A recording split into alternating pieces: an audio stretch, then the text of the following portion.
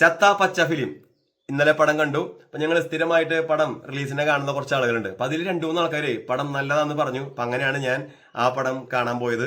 എനിക്ക് ഒരു ചത്ത പച്ച പടമായിട്ടാണ് തോന്നിയത്. ഒട്ടും എനിക്ക് ഇഷ്ടപ്പെട്ടില്ല ഈ പടത്തിന്റെ. ഞാനൊരു കുറച്ച് പടങ്ങളുടെ എക്സാമ്പിൾ പറയാം. ഈ പടം കണ്ട ആളുകൾക്ക് പെട്ടെന്ന് അത് ക്യാച്ച് ചെയ്യാൻ പറ്റും.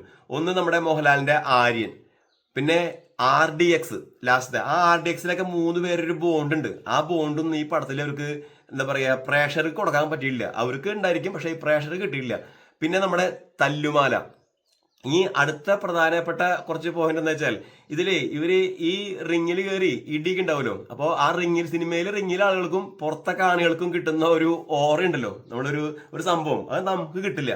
അതാണ് ഇതിൽ എനിക്ക് ഈ പടത്തിന്റെ ഒരു നെഗറ്റീവായിട്ട് എനിക്ക് ഫീൽ ചെയ്ത്. ഞാൻ പറഞ്ഞ മാതിരി തന്നെ കുറെ ആൾക്ക് പടം ഇഷ്ടപ്പെടുന്ന ആളുകളുണ്ടായിരിക്കും. ഞാൻ എൻ്റെ അഭിപ്രായം മാത്രം പറയുന്നു. പിന്നെ അർജുൻ അശോകൻ, ആള് നല്ലൊരു എന്താ പറയാ എഫേർട്ട് എടുത്ത് അഭിനയിക്കുന്ന ഒരു നടനാണ് വീണ്ടും തെളിയിച്ചു. ആളുടെ അഭിനയം കുഴപ്പമില്ല. ഈ റോഷനൊക്കെ നമ്മൾ ബിൽഡപ്പ് കൊണ്ടേ ഒരാള് വരികയാണ്, റോഷൻ എന്ന ആളുടെ പേരെന്ന് ഞാൻ പറഞ്ഞില്ല പടത്തില്. അപ്പോ ആളെ കൊണ്ടുവരുമ്പോ നമ്മൾ എക്സ്പെക്ട് ചെയ്യുക ഏതാണ്ട് നമ്മുടെ വിക്രൊക്കെ വന്നിരിക്കുന്നെങ്കിൽ അങ്ങനത്തെ ഒരാള്, അല്ലെങ്കിൽ ഇപ്പൊ മലയാളത്തിലാണെങ്കിൽ ഉണ്ണി മുകുന്ദൻ, അങ്ങനെ ഒരു നല്ലൊരു ഇടിയിടാവ് പവർഫുൾ ഒരാൾ വന്ന് നിൽക്കണ മാതിരി നമുക്ക് തോന്നുക. ബോഡിയൊക്കെ സംഭവം വർക്കൗട്ട് ചെയ്തിട്ടുണ്ട്. പക്ഷെ എന്നിരുന്നാലും നമുക്ക് ഇപ്പൊ എക്സാമ്പിൾ ഞാൻ പറയാം, ആര്യൻ ഫിലിമില് അപ്പുറത്തുള്ള വില്ലൻ വന്ന് നിൽക്കുമ്പോൾ ആ ഒരു രസം ഇടിക്ക്, അങ്ങനത്തെ ഒരു സംഭവം ഈ പടത്തിലില്ല. പിന്നെ ഈ പറഞ്ഞ മാതിരി മമ്മൂട്ടിയുടെ റോള് ഭയങ്കര മോശം കാസ്റ്റിംഗ് എനിക്ക് തോന്നി. കാരണം മമ്മൂട്ടിക്ക് ആ റോള് കൊടുക്കേണ്ട ആവശ്യമില്ല. മമ്മൂട്ടി വന്നൊരു തലക്കെട്ട് കെട്ടിയുടെ ഒരു ഭാഗമുണ്ട്. ഞാൻ പറയുകയാണെങ്കിൽ അവിടെ പടം അവസാനിക്കണമെന്നാണ് ഒരു കൂട്ടുകാരനും പറഞ്ഞത്.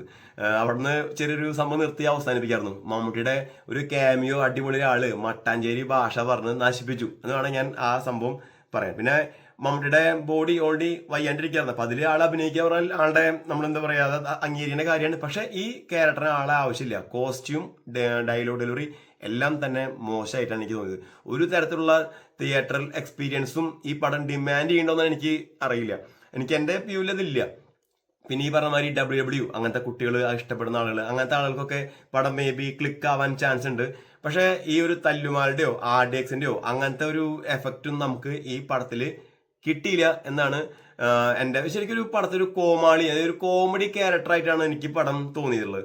കോസ്റ്റ്യൂംസ് ഒക്കെ ഭയങ്കര മോശമായിരുന്നു പടത്തിന്റെ. പിന്നെ അതുമാതിരി ഈ പടത്തിന് ഞാൻ പറഞ്ഞില്ലേ പ്രേക്ഷകർക്ക് ഇരുന്ന് പിടിച്ചു നിർത്താൻ പറ്റാവുന്ന ഒരു സംഭവം ഈ പടത്തിലില്ല. പടം ഒരുപാട് മെച്ചപ്പെടുത്താറുന്നു. എൻ്റെ വ്യൂവിൽ പടം തീരെ പോരാന്ന് തന്നെയാണ്. എനിക്ക് തോന്നുന്നു ഈ നെഗറ്റീവ് റിവ്യൂസ് ആയിരിക്കും പടത്തിന് കൂടുതലും കിട്ടാൻ ചാൻസ്.